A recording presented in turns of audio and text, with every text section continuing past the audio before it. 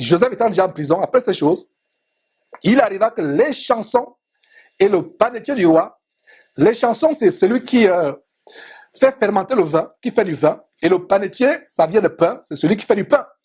Donc, il arriva que les chansons, celui qui faisait le vin, qui fermentait le vin du roi, et le panetier, celui qui lui faisait son pain du roi, offensaient leur maître, le roi d'Égypte. Verset 2.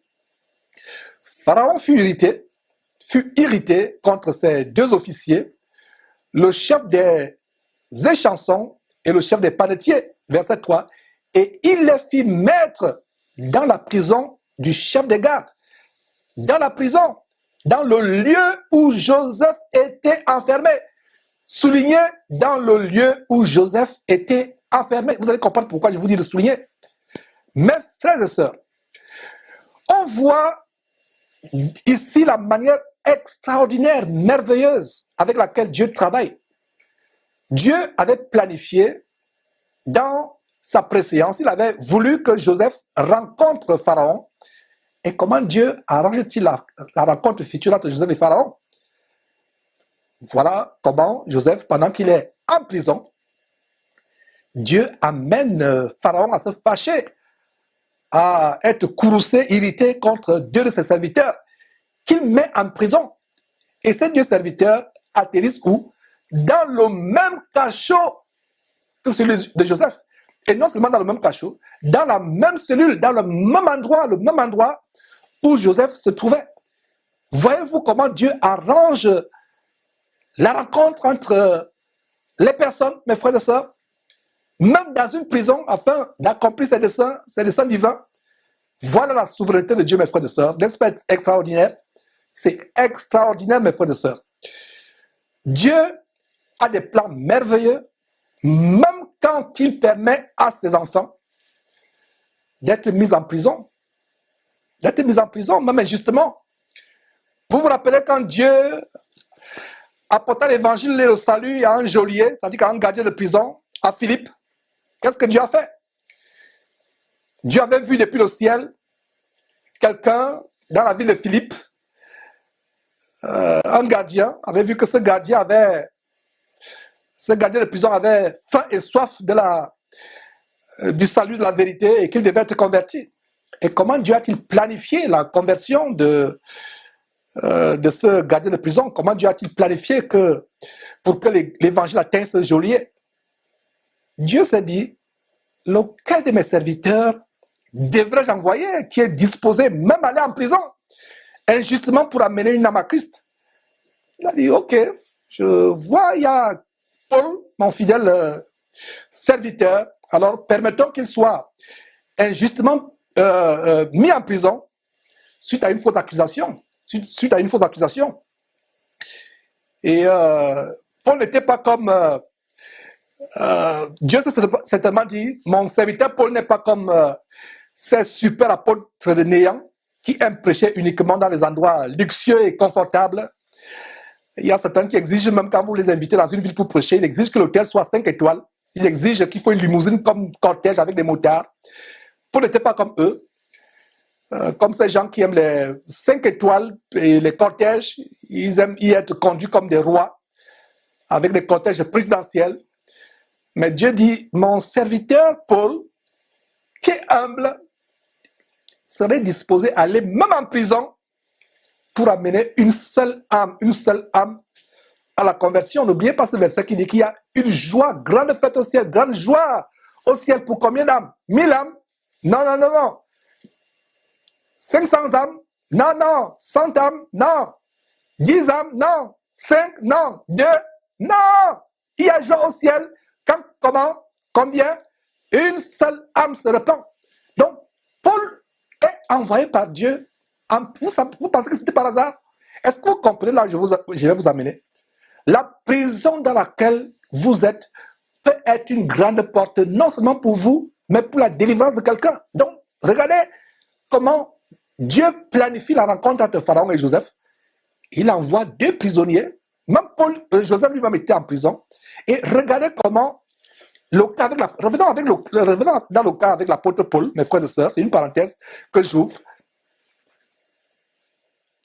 Regardez Dieu envoie l'apôtre Paul en prison. Dieu envoie l'apôtre Paul en prison. Il dit, je vais envoyer mon serviteur Paul, il est disposé à aller en prison, même en prison, pour amener une seule âme à la conversion. Donc voilà comment Dieu a planifié la conversion du gardien de prison. Hein? Ça ne paraît pas clair ce que je vous dis. Mes frères, ça ne paraît toujours pas clair. Vous avez du mal à très bien comprendre ce que je vous dis. Alors, examinons attentivement cette histoire que vous allez lire vous-même plus tard, dans Actes chapitre 16. Examinons attentivement cette histoire. N'y allons pas, vous allez la lire plus tard. Cette histoire en Actes chapitre 16, où Paul avait été jeté en prison pour avoir chassé un esprit de Python d'une femme esclave qui, en faisant la divination, procurait, rapportait beaucoup d'argent à ses maîtres. Et cette esclave harcelait Paul pendant plusieurs jours. Paul était avec Silas, son compagnon de route. Cette femme harcelait, du moins c'est l'esprit de Python qui a été en elle, qui harcelait Paul, en disant, ces hommes sont les serviteurs du Dieu très haut. Ils vous annoncent la voie du salut.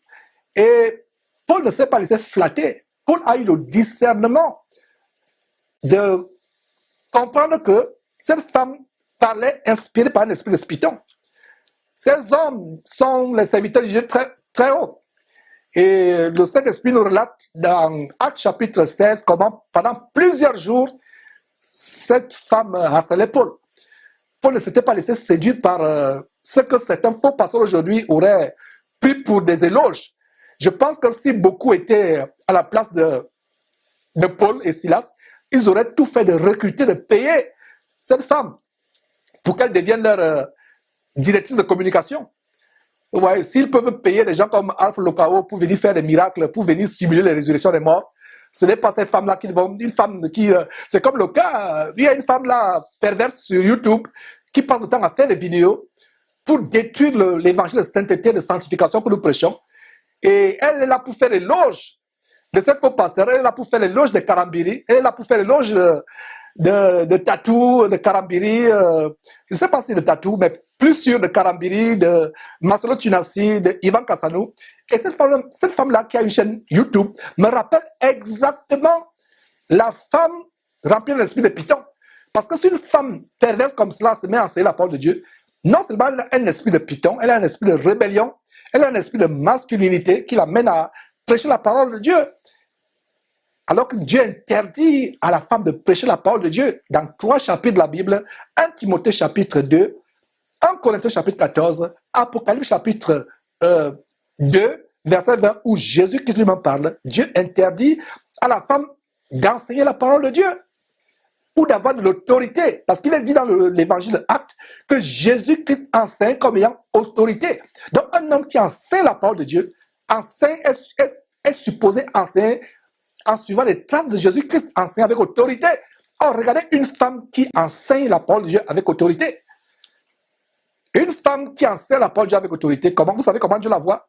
C'est comme une femme qui est nue publiquement et on la voit recouverte de son impureté menstruelle. Et d'ailleurs, je n'invente pas les choses, c'est une sœur qui a eu cette vision. Elle est passée sur Jésus-Christ TV, je crois que Comfort l'avait reçu sur Jésus-Christ TV, la sœur Aïssata, ex-musulmane, qui a été convertie par Dieu en Jésus-Christ et qui a eu une vision de comment une femme qui enseigne est sale.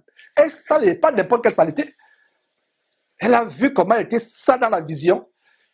Dieu lui dit, va dans telle place de service dans la maison où tu sers les bien-aimés frères qui sont à l'évangile, mais elle voulait être là où les hommes enseignent. Et dans le sol de la vision, Dieu lui montre comment elle est toute salie avec son impureté menstruelle. Et voilà comment Dieu voit toute femme qui enseigne. Donc, pourquoi j'ai ouvert cette parenthèse? Donc, cette femme qui faisait la publicité, qui criait tous les jours, ces hommes sont les serviteurs du Dieu très haut, ils vous annoncent la puissance de Dieu. Paul ne s'est pas laissé berner. Cette femme n'est pas devenue la directrice de communication de ces faux pasteurs. Comme justement cette femme jézabélisée qui enseigne sur YouTube et elle est passée, elles sont nombreuses de plus en plus. Donc, regardez donc ce qui se passe. Revenez, je ne m'aimerais pas vous perdre. Qu'est-ce qui se passe avec cette histoire de Paul? Pendant plusieurs jours, cette femme harcèle Paul et Silas. Est-ce que Paul et Silas sont empressés tu t'es empressé de chasser le démon. Non, non, non, non, pas du tout. Allez bien lire Actes chapitre 16, vous allez comprendre cela. Donc, il y avait un moment, parce que Dieu avait bien planifié, avait synchronisé. Cette femme, pendant plusieurs jours, harcelait Paul, sans que Paul réagisse. Paul ne réagissait pas, Paul ignorait.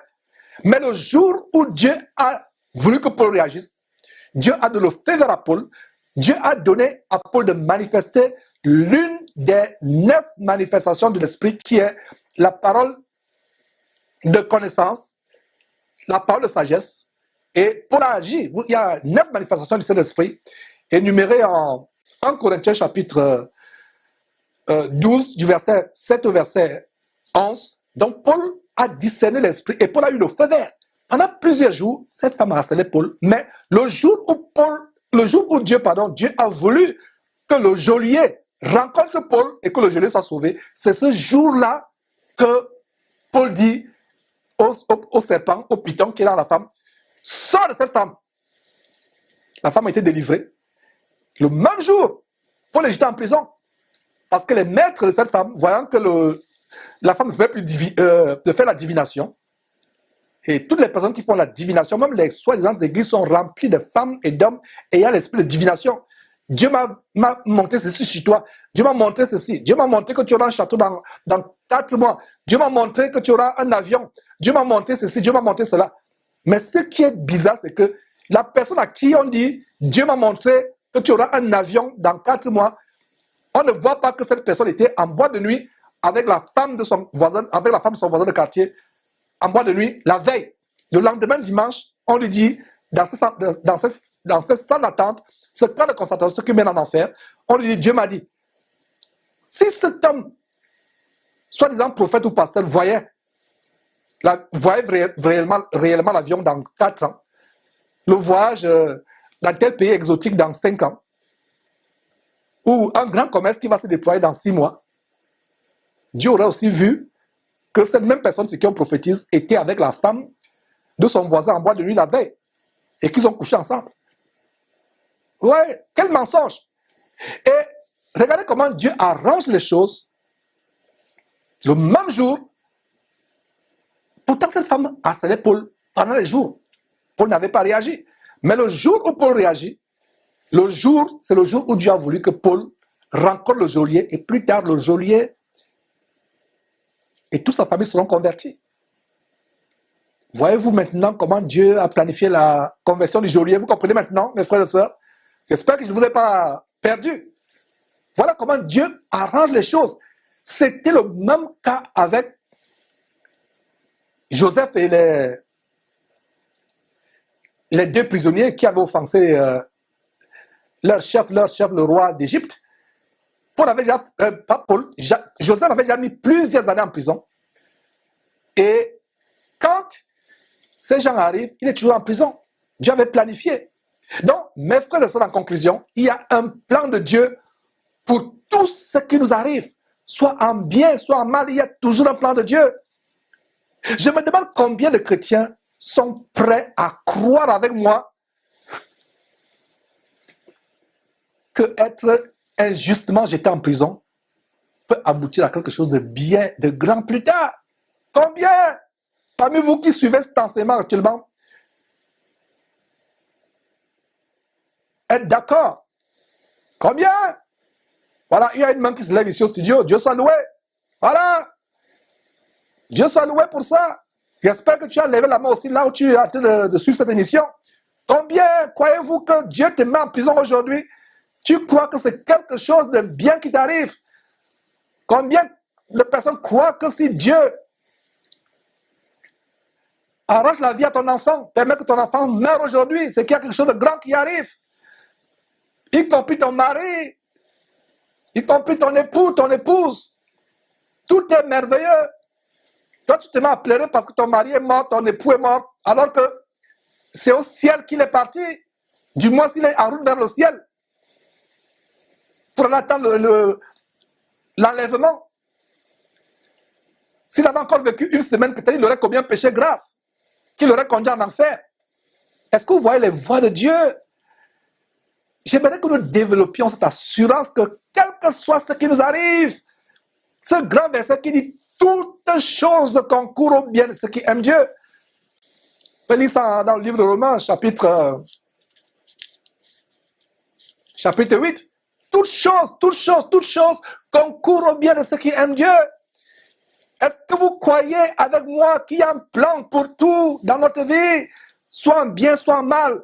Combien de chrétiens, combien parmi vous qui me suivez, croyez que même j'étais injustement en prison, même licencié injustement de cette entreprise, tu te retrouves dans le chômage, parce que tu n'as pas voulu falsifier les livres comptables de la compagnie, tu n'as pas voulu mentir avec eux. On dit, ok, tu ne fais pas comme nous, tu es à la porte. Combien parmi vous qui me suivez, croyez-vous que c'est quelque chose de bien qui arrivera plus tard? Ça peut faire 1 an, 2 ans, 3 ans, même 5 ans, même 10 ans. On va voir combien de temps.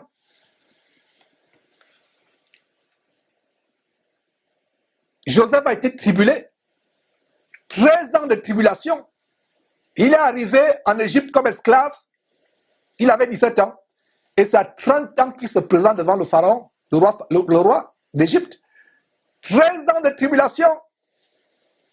Toi, mon frère, ça fait seulement 6 mois, 1 an, 5 ans. Tu commences à te plaindre. Joseph a attendu 13 ans. Mes frères et sœurs, il y a un plan de Dieu. Combien parmi vous croyez qu'à travers tout malheur qui nous arrive, Dieu est en train de faire quelque chose de très grand, de bien dans notre vie? Combien parmi nous croyons cela? Un petit moustique vous pique. Vous commencez à gémir, à vous plaindre. Et c'est quand vous serez injustement jeté en prison que vous allez dire merci à Dieu pour cet emprisonnement injuste. Pas du tout. Voici Joseph, un homme qui vécut longtemps avant la nouvelle alliance en Christ Jésus dans laquelle vous et moi nous sommes. La merveilleuse nouvelle alliance en Christ Jésus.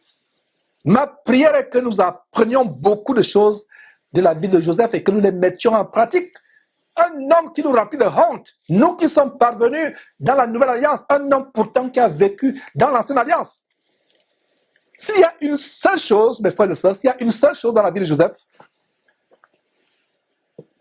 que nous devons retenir, une seule chose que la vie de Joseph nous enseigne, la voici, c'est que malgré toutes les connaissances bibliques que nous avons, toutes les doctrines que nous avons accumulées dans notre cerveau, si nous ne comprenons pas ce que Joseph a compris au travers de toutes les épreuves auxquelles il a été confronté, toutes ces connaissances bibliques que vous recevez derrière Jésus-Christ TV, toutes ces écoles bidons dans lesquelles vous vous êtes inscrits pendant des années, qu'on vous a d'ailleurs fait payer, en violation du commandement de Dieu de Matthieu chapitre 10, verset 8 qui dit « Vous avez reçu gratuitement, donné gratuitement, ils vous font payer les coûts bibliques. » Donc malgré toutes ces connaissances bibliques que vous pouvez avoir, cela ne vaut rien. Ça fait de vous une coquille vide.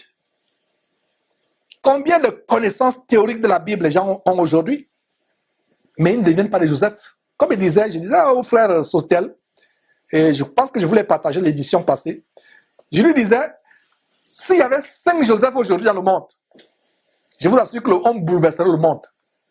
On bouleverserait le monde. 2 Joseph en Amérique du Nord, en Amérique du Sud, un Joseph en Afrique, un Joseph au Moyen-Orient, chez les Arabes, un Joseph en Asie. 5 Joseph. Des personnes sans peur, des personnes pures, intègres, ayant la haine du péché, ayant la crainte de Dieu. Jeune homme, je te lance encore le défi que je t'ai lancé la semaine passée, le samedi passé. Élève-toi et surpasse même le standard de Joseph, de crainte de Dieu, de pureté. Un jeune, il s'agit d'un jeune, il ne s'agit pas d'un vieillard. S'il y a une chose que nous devons comprendre,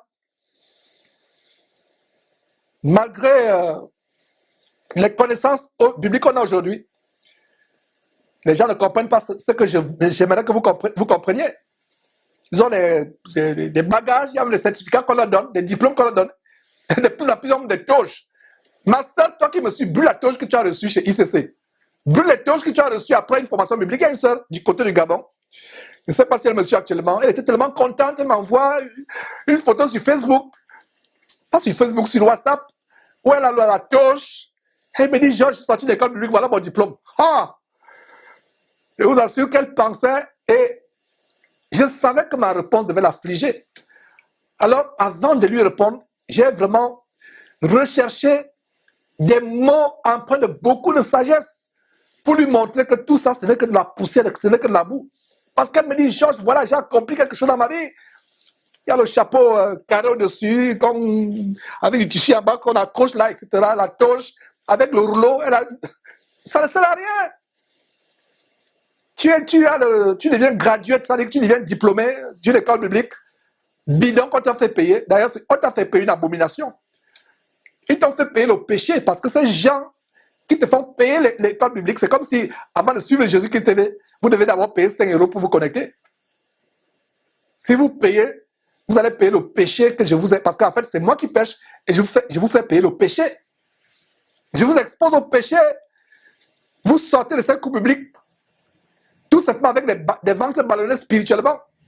Ça, c'est du quachocor spirituel, du berry spirituel. Vous avez spirituellement des petites jambes, spirituellement une grosse tête, des petits bras, mais un gros ventre ballonné de pourriture spirituelle qui vous font ingurgiter dans ces mouroirs évangéliques qu'ils appellent église. Et vous allez avoir des toches. Si vous pouvez savoir comment Dieu vous voit. Êtes-vous au standard de Joseph? Le moins de moustiques vous pique, vous commencez à vous lamenter.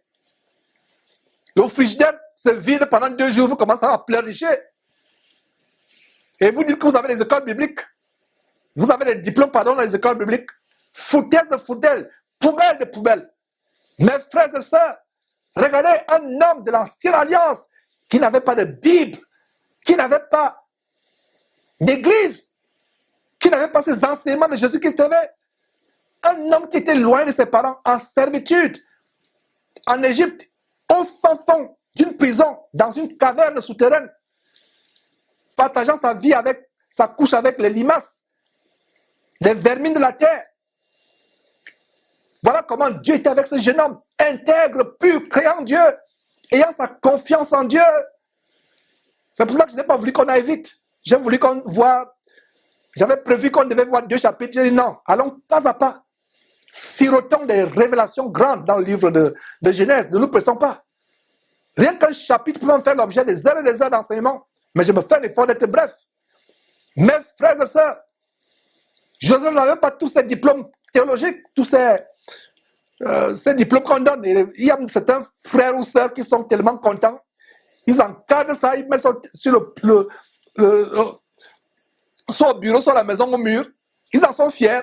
Mes frères et sœurs, combien de connaissances théoriques les gens ont aujourd'hui de la Bible, mais ils ne deviennent pas Joseph dans les moments de tentation ou de persécution. Mon frère, malgré ton diplôme théologique, toi tu résistais à la luxure quand tu vois ta collègue de travail se dandiner avec ses courbes de Beyoncé à côté de toi. Toi tu résistais. Qu'est-ce que le diplôme théologique va faire par rapport à la tentation?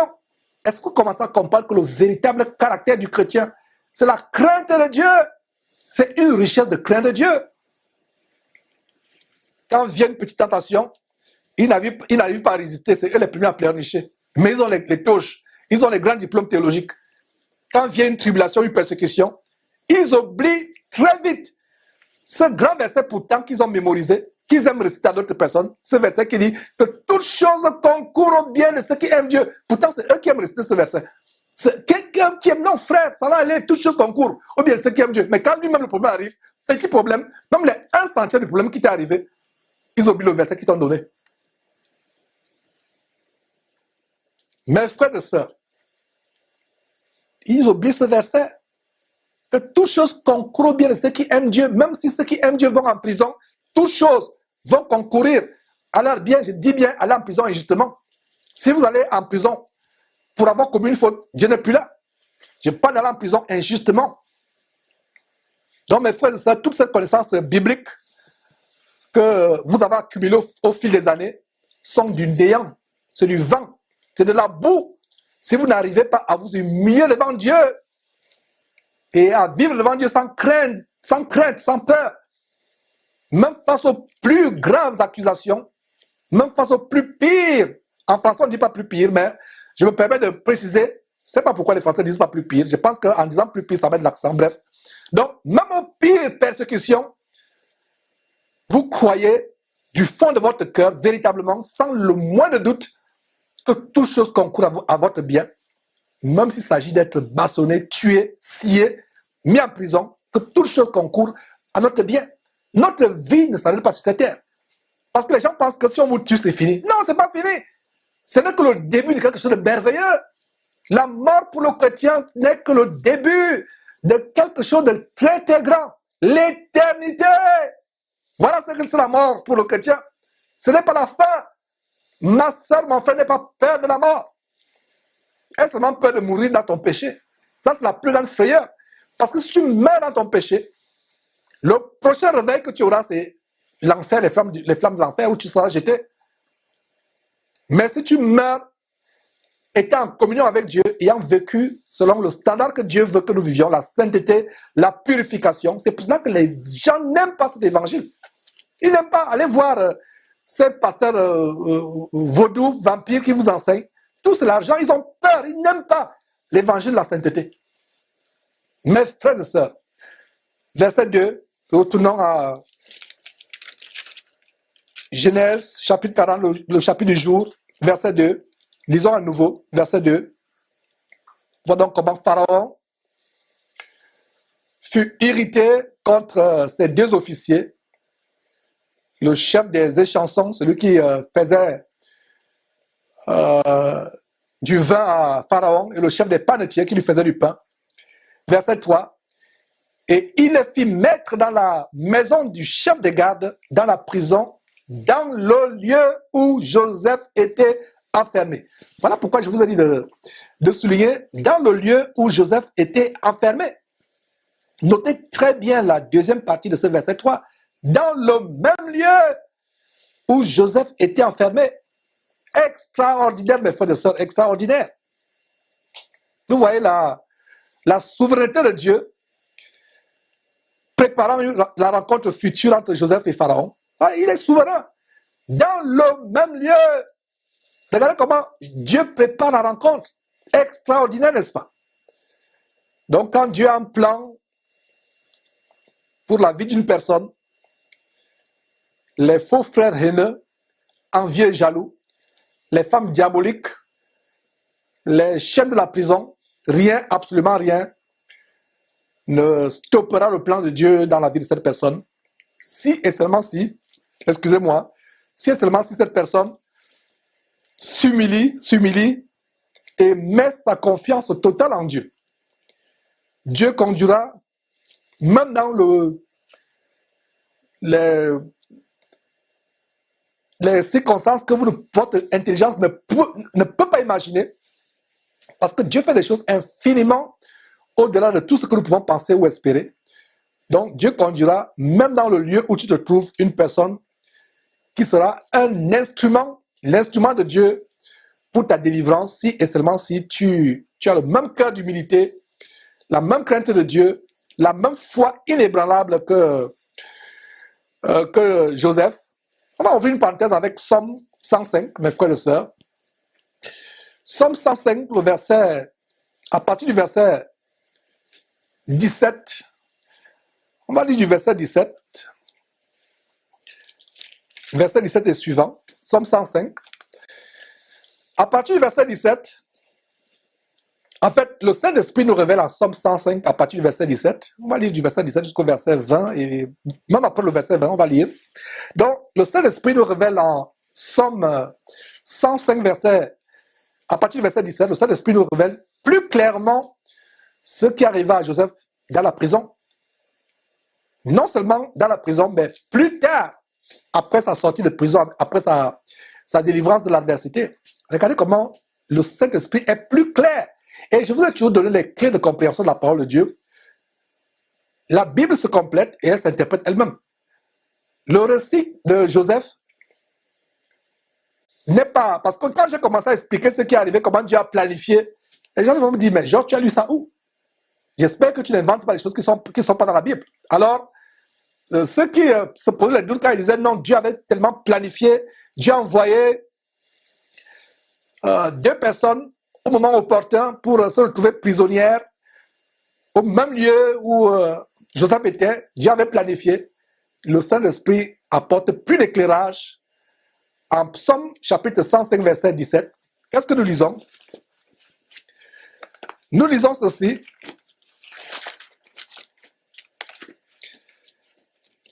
Nous lisons ceci.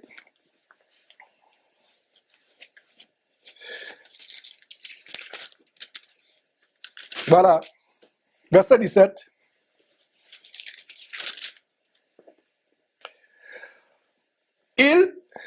C'est-à-dire Dieu envoya devant eux un homme, Joseph, qui fut vendu comme esclave. Ouais, Somme nous relate cette histoire plus tard. Le Saint-Esprit nous relate cette histoire plus tard. Donc, Dieu envoya devant eux, l'Éternel Dieu envoya devant eux un homme, Joseph, fut vendu comme esclave, verset 18. On serra ses pieds dans les liens. Et ça, Genèse chapitre 40 ne l'a pas montré, n'est-ce pas, qu'on serra ses pieds. Vous pensez que Joseph a été mis seulement en prison selon le chapitre 40 comme cela? Non. La Bible nous donne plus de détails. Plus tard, le Saint-Esprit nous apporte plus de détails. N'oubliez pas que le Saint-Esprit est derrière la parole de Dieu. Parce que chaque fois qu'elle dit que le Saint-Esprit dit ceci, le Saint-Esprit nous révèle. Les gens disent, mais Georges, pourquoi tu dis cela? Le Saint-Esprit est ce par quoi la parole de Dieu nous a été apportée. C'est poussé par le Saint-Esprit que les hommes ont parlé de la part de Dieu. Donc, vous pouvez lire ça en 2 Pierre chapitre 1, versets, je crois, 20 et 21. Ce n'est pas par une intelligence que la parole de Dieu a été apportée, mais c'est poussé par le Saint-Esprit que les hommes ont parlé de la parole de Dieu. Donc, chaque fois qu'on a un verset dans la Bible, le sceau, le cachet de ce verset, c'est le Saint-Esprit. Et le Saint-Esprit est de Dieu. Le Saint-Esprit est Dieu. Donc, là, regardez, le verset 18 montre les détails qu'on n'a pas en Genèse chapitre 40, à savoir que on serra, c'est-à-dire le verset 18 de Somme 105, nous sommes toujours en Somme, on serra les pieds de Joseph dans les liens, on le mit au fer, il avait les fers. Oh, mes frères et sœurs, verset 19, jusqu'au temps où arriva ce qu'il avait annoncé et où la parole de l'Éternel l'éprouva. Quelle révélation nous avons en Somme 105? Jusqu'au temps où arriva ce qu'il avait annoncé. Il y a un temps que ce que Dieu a annoncé arrive. Dans la vie de toute personne, ma sœur, cet enfant que tu cherches, tu penses être stérile. Il y a un temps. Nous avons une sœur ici, j'étais son nom. Elle ne m'en voudra pas s'il disait son nom. Nous avons dansé samedi passé. On dansait, on chantait les cantiques. Les ennemis lui ont dit, tu ne peux plus accoucher. On lui a même coupé une trompe. Il y a des années. Je ne vais pas entrer dans tous les détails pour que vous reconnaissiez cette personne. Mais les ennemis, il y a même des parents qui se moquaient d'elle. Qui disaient, le Dieu que tu pries là. Je pense que tu ne peux plus avoir d'enfant, c'est fini. Donc c'est un défi. Le mari qui est pieux s'est mis à croire Dieu, à prier Dieu. Et aujourd'hui, mes frères et sœurs, j'ai la joie de vous annoncer que cette femme qui est membre de Jésus-Christ TV attend un enfant. Et voilà comment, ma sœur, que cela soit pour toi une édification, une consolation. Il y a un temps pour tout. Là où les gens ont dit, le médecin, même l'hôpital te dit, tu ne peux plus enfanter, il n'y a plus rien pour toi. Même si tu n'as plus de trompe, tu peux avoir une descendance. Même si le médecin te dit qu'il te reste 2 jours à vivre, si c'est la volonté de Dieu, qu'il se terre pour te retrouver au ciel.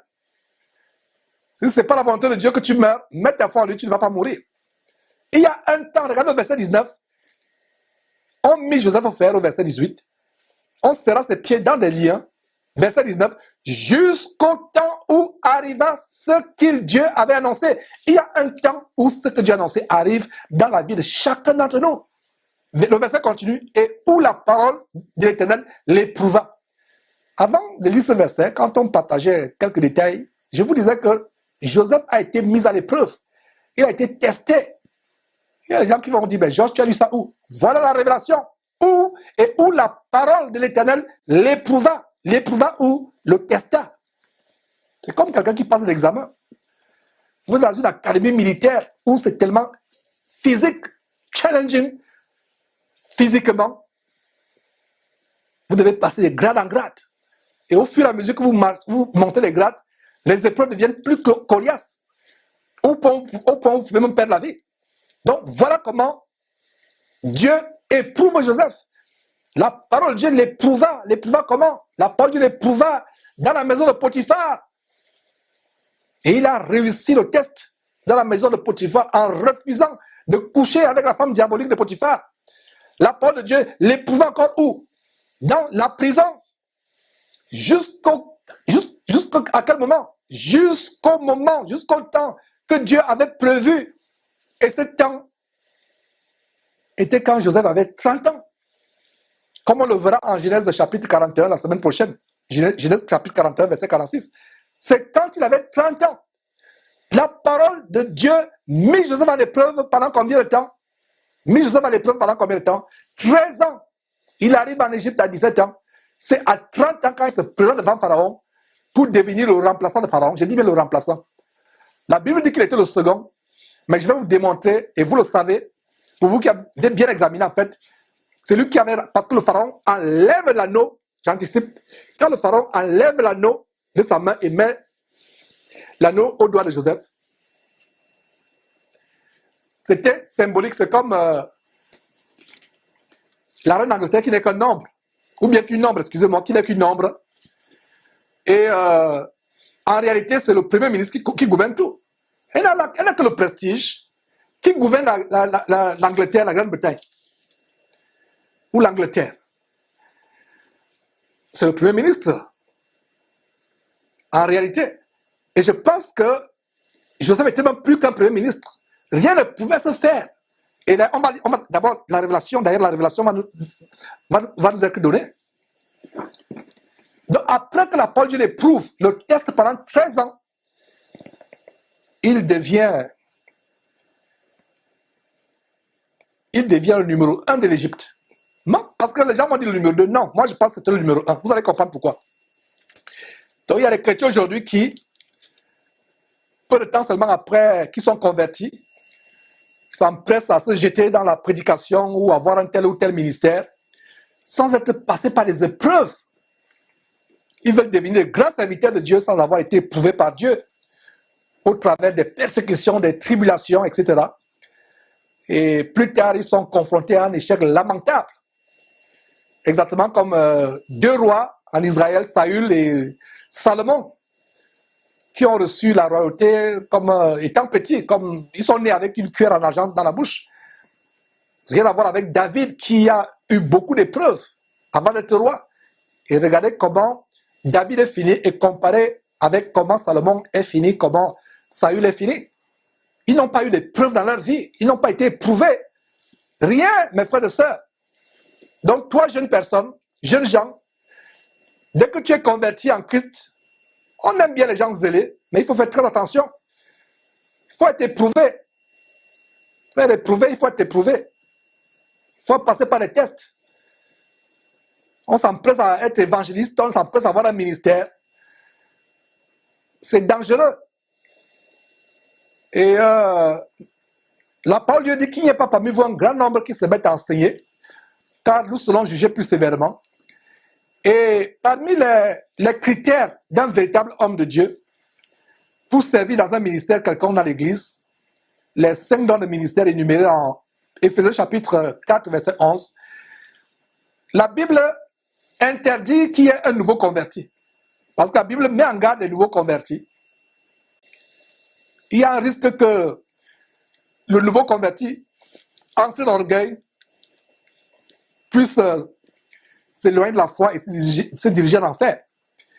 Et je pense particulièrement, mon jeune frère, que si Dieu t'a touché à 17 ans, il y a 13 ans, au moins de discipline, d'épreuves par lesquelles tu vas passer.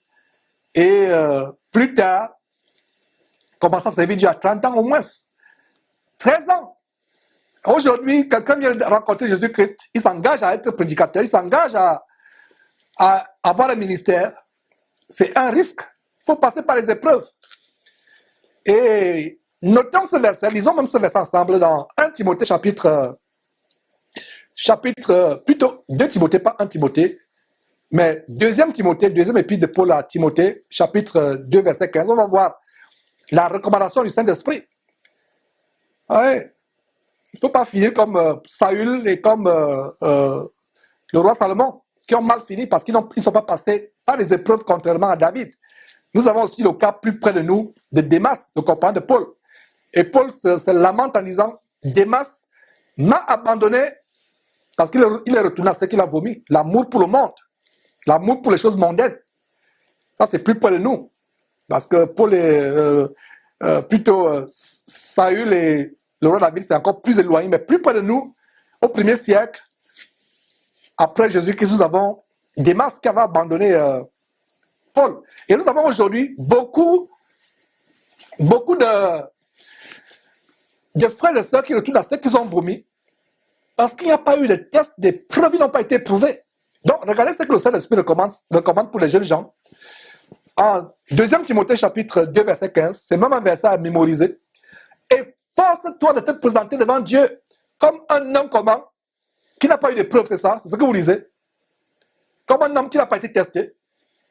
Efforce-toi de te présenter devant Dieu comme un homme éprouvé, un ouvrier qui n'a point à rougir, qui dispense droitement la parole de la vérité.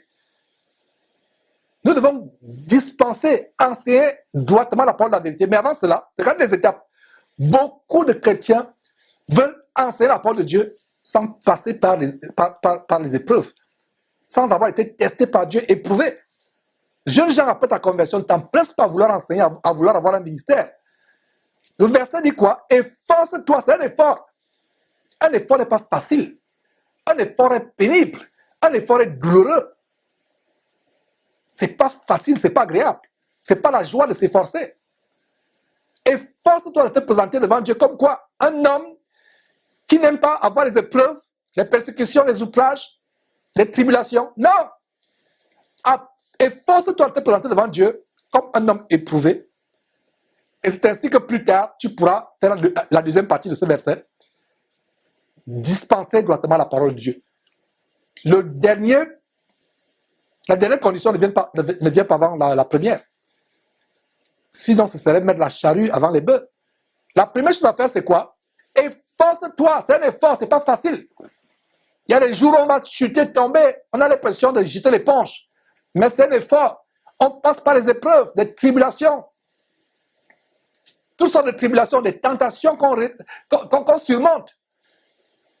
Mais moins de tentations, tu retombes dans la masturbation. Moins de tentations, tu retombes dans la pornographie. Tu n'as pas été éprouvé. Il faut être éprouvé. Et je m'adresse généralement aux jeunes depuis la semaine passée avec l'histoire de Joseph. Il y a beaucoup de messages aux jeunes gens. Et non seulement les jeunes gens physiquement, mais les jeunes convertis. Parce que même si vous avez été converti à 50 ans, devant Dieu, vous êtes jeune dans la foi. Donc, que vous soyez jeune physiquement, que vous soyez jeune spirituellement, il y a des jeunes convertis qui sont impatients et qui se disent quand est-ce que Dieu va me donner ce ministère que j'attends avec impatience? Joseph pensait-il à un ministère quelconque ou à une position de royauté quand il était en prison ou dans la maison de Potiphar? Avez-vous lu cela quelque part dans la Bible? Niet, absolument pas. Non, absolument pas. La seule chose qui préoccupait Joseph, c'était quoi? C'était d'être fidèle, humble, intègre, craindre Dieu. Donc, jeune converti, imite Joseph. Sois humble, sois fidèle. Peu importe là où tu te trouves, que ce soit dans la prison, dans la détresse, dans la calamité, persévère dans la piété, dans la sanctification, dans la pureté de cœur et de corps. Dans la sanctification sans laquelle personne ne verra le Seigneur. Persévère dans ces choses-là, la piété. C'est ainsi que Dieu pourra t'élever un jour, mais pas t'élever au sein du monde, au sein des rois du monde. T'élever spirituellement afin que tu puisses être une bénédiction pour d'autres. Quand Dieu nous élève dans le corps de Christ, ce n'est pas pour se faire voir. Ce n'est pas pour que les gens se prosternent devant nous. Ce n'est pas pour que les gens nous arrosent d'argent des billets de banque. Non, c'est pour que nous puissions aider les autres. Voilà la seule préoccupation pour laquelle nous sommes dans ce ministère. Si tu es dans ce ministère pour être glorieux, pour devenir riche, pour avoir les ceintures de $2000 avec la tête de crocodile, la tête d'aigle, tu n'as rien compris. Tu n'as rien compris, tu te diriges en enfer. Tu ne connais pas Dieu, Dieu ne te connaît pas. Désire t'élever, pas pour te faire voir, mais pour servir. Pour servir, pour être le serviteur. En fait, ce n'est pas l'élévation. Quand il dit élever, c'est que Dieu te met de côté. Dieu peut te sortir du milieu des frères pour que tu sois un esclave pour les frères, esclave du Seigneur, aidant les frères. Mais ne désire pas t'élever de toi-même. Ne sois pas attiré à ce qui est grand. Par ce qui est grand, ne sois pas attiré par ce qui est élevé à tes yeux. Ne passe pas les nuits blanches et des journées entières à penser grand, à voir comment tu pourras remplir les stades un jour. Comment tu deviendras le grand conseiller spirituel, les grands hommes d'affaires dans ta ville, des ministres ou des présidents, les grands de ce monde. Et toute cette poubelle, mes frères et sœurs, qui vous a enseigné dans cet évangile diabolique de l'élévation personnelle et du leadership. Vous vous élevez au-dessus de la pyramide, en fait, c'est la franc-maçonnerie qu'ils enseignent. Mon jeune frère converti, suis l'exemple de Joseph. Même si cela prend toute ta vie, sois humble. Sois humble, mon frère. Mais si tu empruntes un autre chemin, si tu empruntes une autre voie, autre que celle que je t'enseigne aujourd'hui, tu seras constamment déçu, très déçu. Et peut-être des dizaines d'années plus tard, aucun de tes rêves démesurés ne s'accomplira. Comme Alain Patrick Tsenge, qui avait été invité par Jésus-Christ TV, c'est lui-même qui a voulu passer Jésus-Christ TV, défendre l'évangile diabolique de la prospérité, qui dit que sa famille était pauvre, donc lui veut devenir pauvre, il va avoir les gratte-ciel, il va avoir des avions. C'était en 2005, non, c'était en 2013 ou 2014. 6 ans ou 5 ans plus tard, la question que j'aimerais poser à Alain Patrick Tsenge, si vous le connaissez, donnez-moi la réponse. La question que j'aimerais poser, c'est: as-tu vu ces avions 5 ans après? As-tu vu ces gratte-ciel? Et vous qui êtes dans leur camp de concentration, quel avion avez-vous vu? Avez-vous eu? Quel gratte-ciel? Lui qui vous dit de penser comment vous allez remplir les stades, quel stade avez-vous rempli? Et même si vous arrivez à remplir les stades, allez-vous remplir les stades des personnes converties? L'évangile de la sanctification ne remplit pas les stades. L'évangile de la sanctification fait vider les stades, fait fuir les gens. L'évangile de tambouriner 24 heures sur 24 heures sur le péché, les gens n'aiment pas cela. Parce que la Bible a prophétisé que dans les derniers temps, les gens auront la démangeaison. Ils vont se balader avec les cotons-tiges dans leur sac. Parce que l'oreille va tellement démanger. Ils nettoient l'oreille pour bien écouter les choses qui plaisent à la chair. Les gens auront la démangeaison d'entendre des choses agréables. Et se tourneront vers une foule de faux pasteurs. Ce n'est pas Georges qui le dit, c'est le Saint-Esprit qui le dit. Allez lire l'épître que Paul écrit à Timothée, les 2 épîtres qu'il écrit à Timothée. Les gens auront la démangeaison d'entendre des choses agréables et se tourneront vers une foule de faux pasteurs pour leur propre ruine. Et la ruine extrême, finale, suprême, excusez-moi, c'est l'enfer. Sur une foule de faux pasteurs. Donc si tu suis une voie autre que ce que j'enseigne, sur la base de la Bible, la voie de l'humilité, de ne pas rechercher ce qui est grand. Joseph n'avait jamais recherché. C'est faux pasteurs qui vous enseignent à imiter Joseph. Il vous enseigne le Joseph qui est devenu roi. Il oublie comment Joseph a commencé. Joseph n'avait jamais songé un jour, n'avait jamais désiré un jour être grand. Il pensait que c'était sa mort en prison. Et laissez-moi vous dire une chose. À l'époque de Pharaon, quand on entre en prison, ce n'était pas vous sortir. Il n'y avait pas de grâce présidentielle. À moins que ce soit un miracle comme le miracle qui s'est accompli où les chansons du roi seront rétablies dans sa fonction. Et tout ça, c'était le plan de Dieu, comment on va amplifier plus tard, de plus en plus. Donc ne désire pas t'élever par toi-même. Suis l'exemple de Joseph et Dieu lui-même pourra te mettre à part afin que tu sois plus tard une bénédiction pour beaucoup de personnes. Donc apprends à être humble. Apprends à être fidèle. Là où tu te trouves. Là où tu te trouves. Dieu pourra t'utiliser lui-même au temps convenable pour que tu sois une bénédiction pour d'autres personnes. Mais si tu passes le temps à t'amuser avec la femme de Potiphar, tu passes le temps à être rebelle à tes parents ou à l'autorité qui est au-dessus de toi, ton patron ou toute autorité, tu passes le temps à vivre de manière frivole, mondaine, voluptueuse, tu cours à ta perte. Retournons à Psaume chapitre 105, où le Saint-Esprit nous montre plus clairement ce qui arriva à Joseph, non seulement en prison, mais plus tard, après sa délivrance, sa sortie de prison. Nous avions lu le verset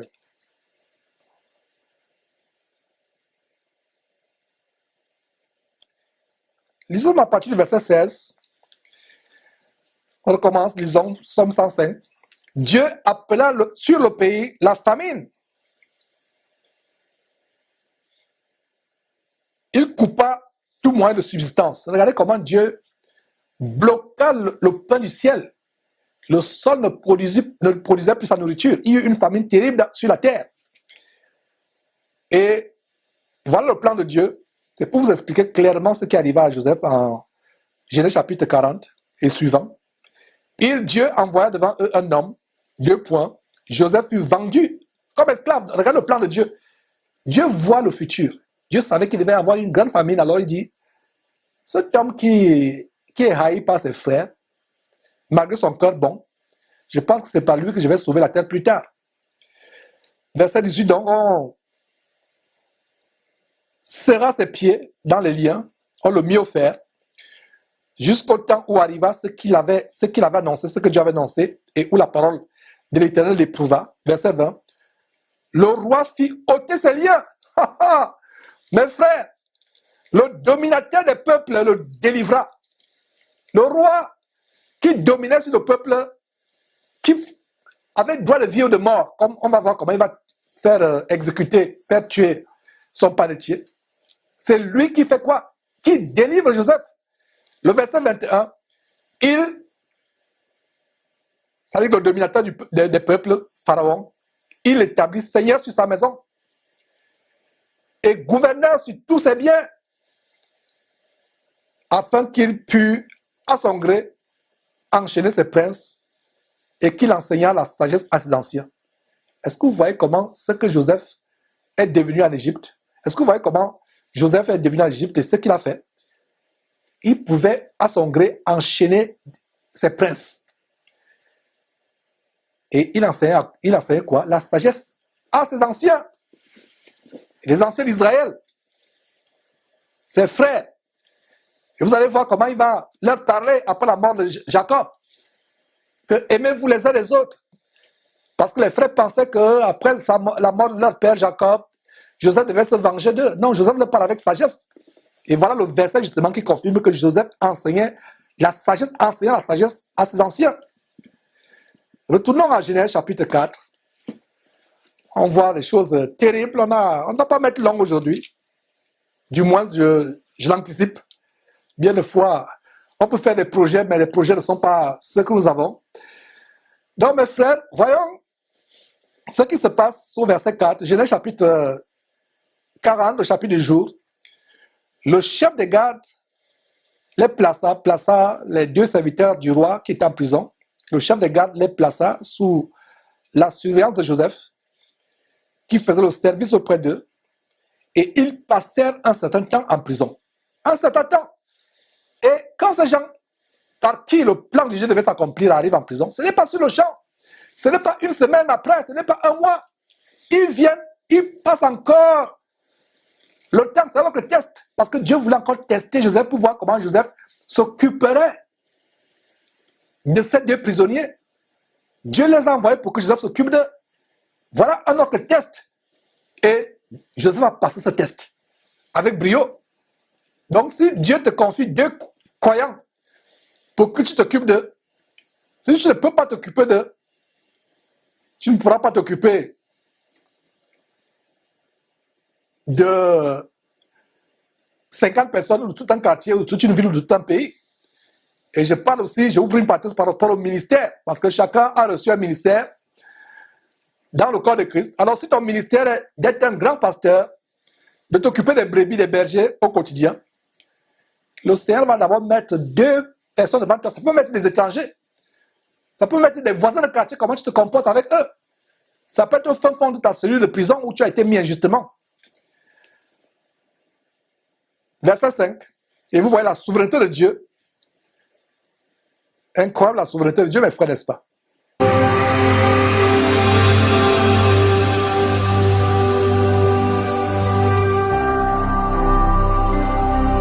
Jésus-Christ TV, vous connaîtrez la vérité et la vérité vous affranchira.